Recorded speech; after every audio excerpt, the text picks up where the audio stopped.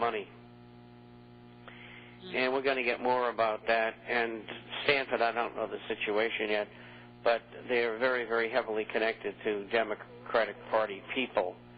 And so this is going to be very damaging to them. Question for you, Melody. Should we trade up MS-61s and 2 libs to MS-64s and 5s? I guess it depends on how many you have. If you have 400 of them, I guess, you could take some. But I don't think so. I think depending on your situation, where you bought them. But, I mean, the coin prices are going crazy. The 61s and 62s, they're surpassing their old highs. And, I mean, they're doing just as well as the 64. So, no, I wouldn't do that. I said unless you have 400 of them and, you want to take a portion of them and do that. But I think the prices now are at the level where just keep what you have. The last part, why are the shares lagging the COMEX price? They should be higher, and that's true. But we still have deleveraging going on, and that has caused pressure from hedge funds that were long gold and silver shares. They sell things to get money to satisfy the people who want to get out of the fund. So I think that's part of it. And also, you get the U.S. government leaning on them. The government can do anything it wants, so it doesn't have to be have collateralization when it shorts. It can short naked. And that's what's going on. But they can't do that indefinitely. The stocks are all up today. It varied from 1% to 5%. As usual, Agnico Eagle was the leader of the pack.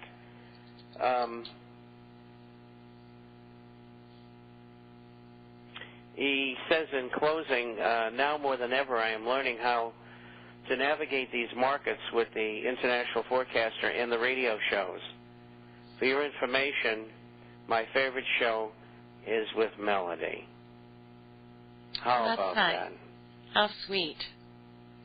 But you know what, Bob, on his 61s today, just to give you a cap from yesterday morning to this morning, those coins, we had, a $20 move in gold.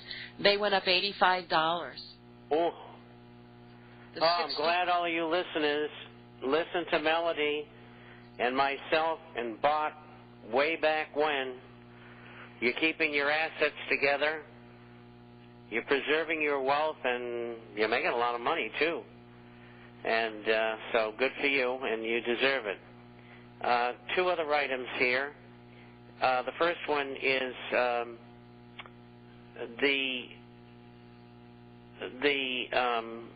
there is what they call a shadow banking system, and the shadow banking system is largely hidden from public view, and it's a vast financial system that serves the bankers at the banks. And what it is hedge funds lending money to banks so they can function. And I never realized the size of this market. And most banks no longer hold the loans that they make. They securitize them. And in that process, in some instances, the hedge funds are the buyers. Well, we've had a drastic contraction of credit available for 20 months now. And the estimate is that as much as $1.9 trillion of lending capacity, or roughly the equivalent of half of the money borrowed by business and consumers in 2007, is not available. So it's dropped essentially from $2 trillion to $1 trillion. And get this is the real heart of this. And incidentally, this link under U.S. tries a $1 trillion key for locked lending disappears as a link at the end of the U.S. section. It's from the New York Times. It says here the Obama administration hopes to jumpstart this crucial machinery by effectively subsidizing the profits of big private investment firms in the bond markets. The Treasury Department and the Fed plan to spend as much as $1 trillion to provide low-cost loans and guarantees to hedge funds and private equity firms that buy securities backed by consumer and business loans. And it's going to be kicked off with $200 billion. And $20 billion comes from the Treasury, and $180 billion will be made up out of thin air by the Fed. And so that's the construction of the first tranche of $1 trillion. And this is, incidentally, the collateral that's being taken in by both parties, Treasury and Fed. They are going to lend 84 to 95% of the face value of the bonds. And they're calling them, they have to be AAA. Well, let me tell you something. All of those pieces of securitization, CDOs, collateralized debt obligations, and SIVs, which were the other type of bond that was issued, they all had AAA ratings practically, and they should have been BBB. So what this is a big lie, and they're taking in this stuff that's worth 15, 20 cents on the dollar, and they're lending 84 to 95%. And it's just another scam.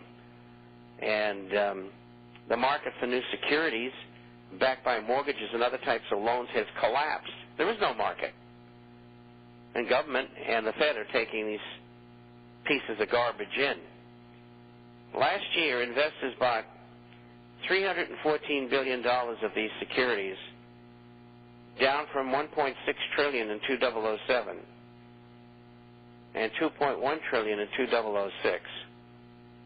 And last month, banks issued just $1.6 billion worth of such deals. But it was important that you know that, because it's just another scam.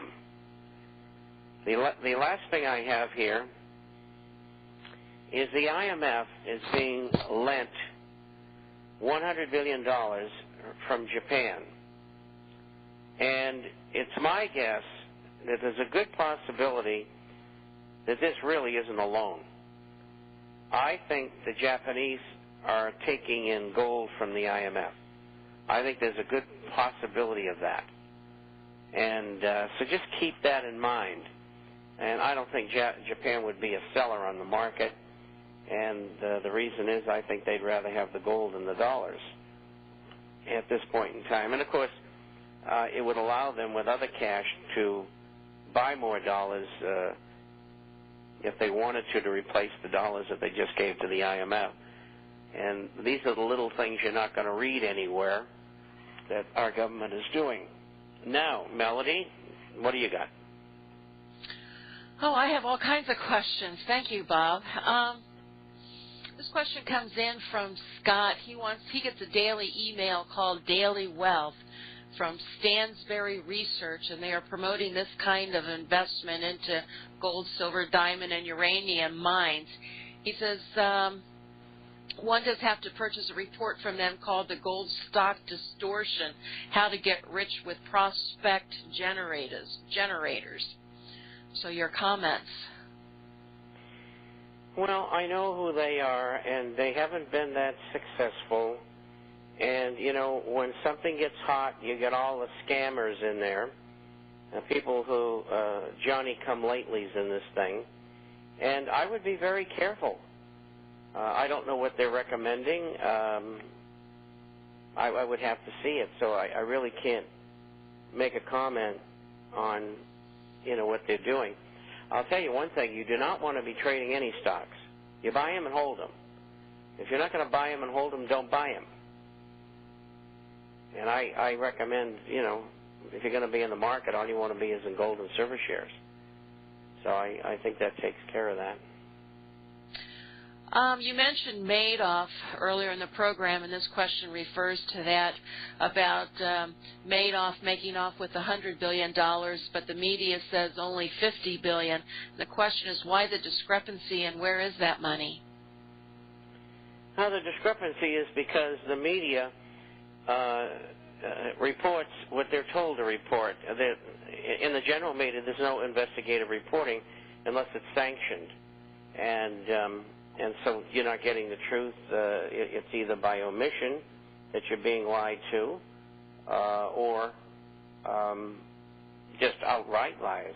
And the media does what they're told because they're owned by the people who are causing us all these problems.